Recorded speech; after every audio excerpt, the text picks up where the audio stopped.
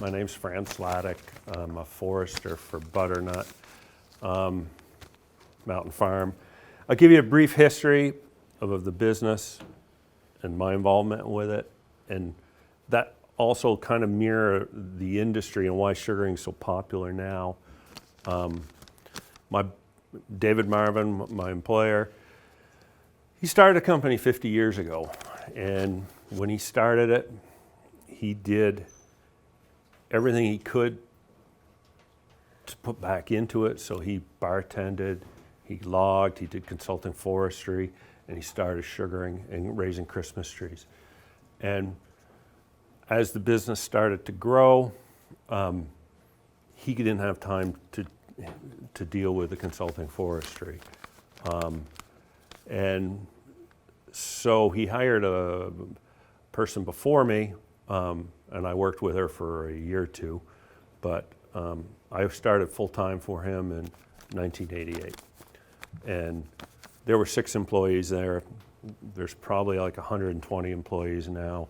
We're one of the largest syrup packers in the state, ship syrup worldwide.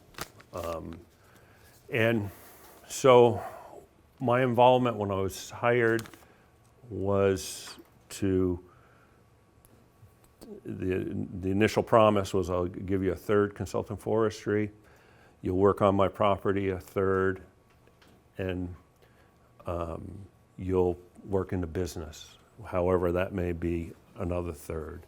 I happen to have one of my college jobs was driving a truck, so I had a CDL, so that came in very handy. So then, back then, we had 3 properties. We leased 1, we owned 2, and we had 18,000 taps in '88. That was a big sugar place in '88. We also had 2 ROs, and one of them had 20 membranes in it. The other one had 24 membranes in it. One of them cost $20,000 at the time. The other one cost $25,000 at the time.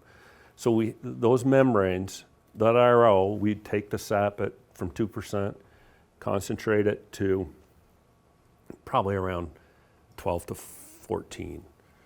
And we boiled with a variety of things, steam and oil. Those 18,000 taps were on older tubing. And if you weren't aware of it, tubing started out as medical tubing. It was very flexible. It stretched.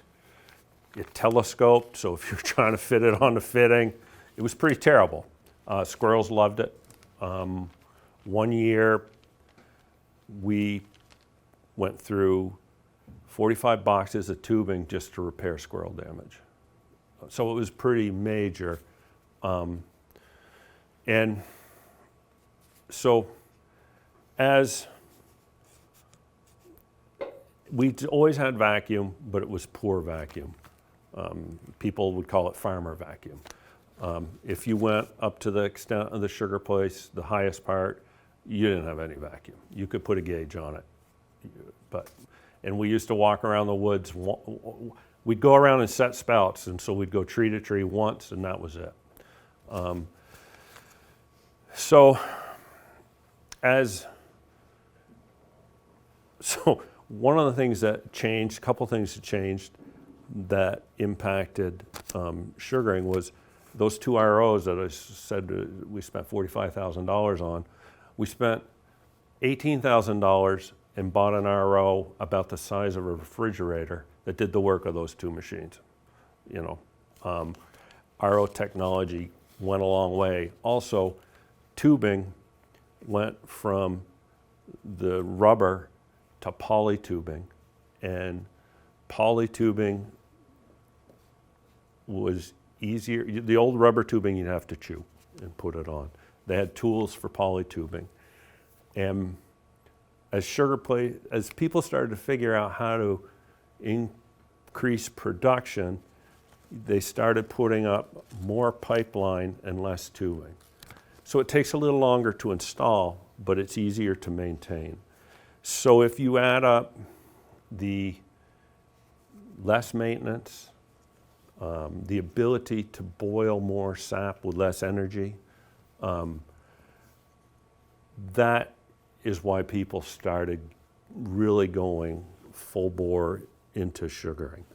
When I first started, most of the sugar places burned wood. They did their own logging, and with a small tractor or a bulldozer, and they did a good job. They would gut an area, maybe 10 acres, thin it, and then just move on every year. And they would concentrate on, you didn't see many monocultures, but they tended to be heavy to maple.